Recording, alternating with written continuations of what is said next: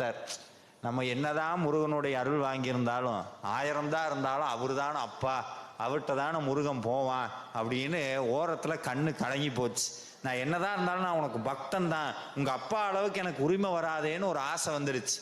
உடனே ஒரு யோசனை பண்றார், நான் திருப்பி இந்த பூமியில பிறக்கிறேன், எனக்கு கல்யாணம் ஆகட்டும், இதே மாதிரி சம்சார வாழ்க்கையில சிக்கி எவ்வளவு வினைனாலும் வரட்டும், அந்த எவ்வளவு வினை வந்தால் நான் தாங்கிக்கிறேன், ஆனா அதையெல்லாம் தாண்டி எனக்கு ஒரே ஒரு வரம் கொடு, என் மனைவி வயித்துல நீ வந்து பிறக்கணும்னு கேட்டார்.